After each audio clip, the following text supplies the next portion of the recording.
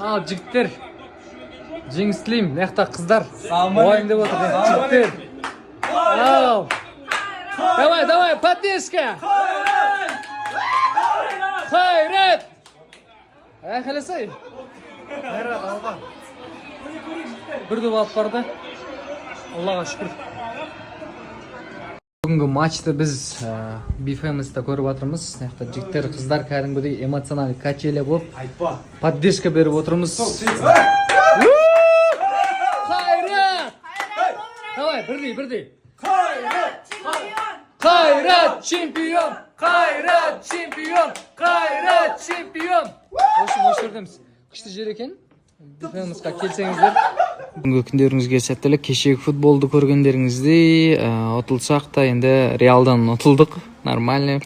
Негізі ол Реалға қарсылық таныту тек қана PlayStation-де ме десек, біздің Қайраттың қолынан келеді екен. Қайрат красавчик. Қайрат бұйыртса енді дебют деп айтуға болады. Реалмен ойнаған. Бұйыртса келесі жолы обязательно жеңеді. Қайрат командасы лучший. Достар, көпчілігі жазыптыр, гиф болуы деп. Оға болады, азыр көчірді спонсорларды қабыл алып жетауыз. Егерде сізге 8 миңден 10 миңге чейинки живой подписчик керек болсо, күчтүү охват, статистика, анда ошол ссылка аркылуу өтүп жазыңыздар, организаторлар жооп берет жана спонсорлукка кабыл алат. Акыркы эле орундар калды, азыр эле спонсор кабыл алабыз, анан жакын күндөрү старт беребиз. Ошол себептен жазып жетишип калыңыздар. Машинамдын майын ауыстыруу керек, мотордун майын ауыстыруу керек, ошол. Канча чыгат экен деп уайымдап отурмуш.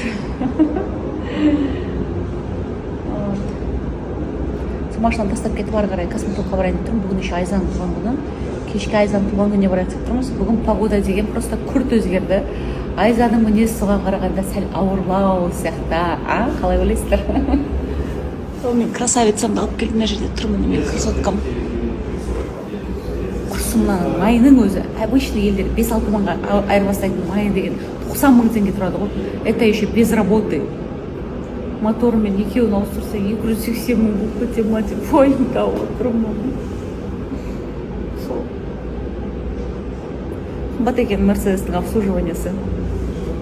Сұлтан бар, мына жақта қазір Пернехан бауырым бар. Біз өзіміздің жұмысымызға оралдық. Енді елдің бәрі Қайрат Реал деп жатыр. Бүткіл Инстаграм, в общем, барлығы почти 80% Қайрат пен Реалдың матчы деп жатыр. Өзіміздің Қазақстанның клубына сәттілік тілейміз Қайратқа.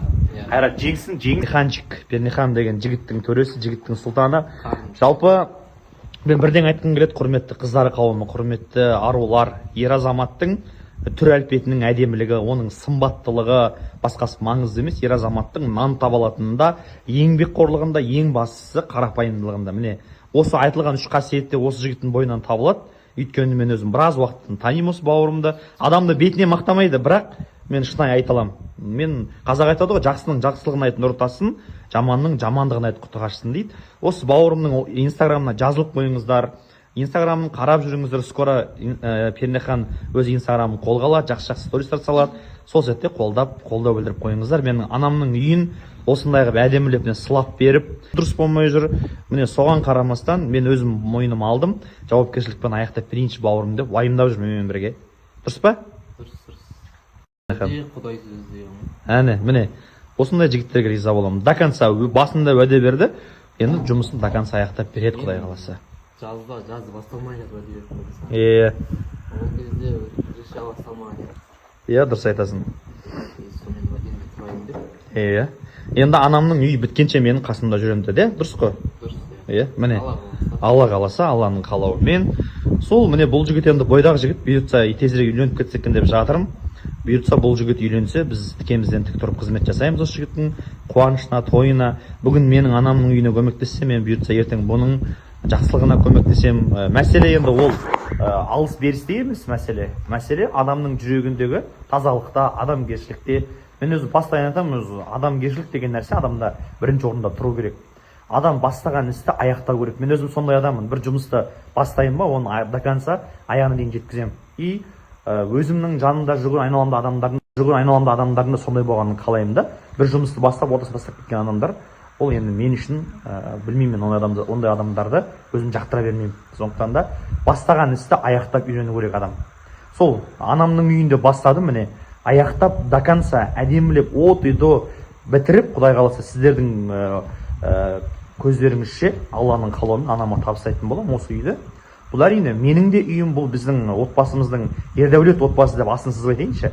Ердәулет отбасының бұл Ердәулет әулетінің шаңырағы, қара шаңырағы. Осы жерде мен әлі 2 қарындасым бар, тұрмыс құрмаған 2 қарындасым тұрмысқа шықсын. Алла қаласа соларды осы жерден ұзатып жіберейік. Сұлтан үйленсе осы әулетке келін келеді. Бұл сұлтанның үйі. Сондықтан да осы қара шаңырақта сол Ердәулет әкеміздің шырағы сөнбей, өсіп-өніп көбейе берсек деген ниет ағайын. Менің бар ниетім осы. Алла қаласа сол себепті бұл үйдіге барлық удобствоны жасап жатырмын. Үйдің сырты, оның сыртындағы удобство, жалпы айтқанда қазан ошақ, барбекю зона, жалпы баня, бір ауыз склад. Ертең, чтобы қонақтар келіп жатса, анам ары-бері жүгірмейтіндей, жауынның астында жүрмейтіндей, кішкене қалқа қылып, әдемілеп, есік алдынан навес жасаймыз. Бұйыртса, енді оның бәрін қазір сөзбен айтып өтірік құр уәде бермей-ақ қояйын, но бірақ біткен кезде Құдай қаласа көрсетеміз сіздерге барлығын.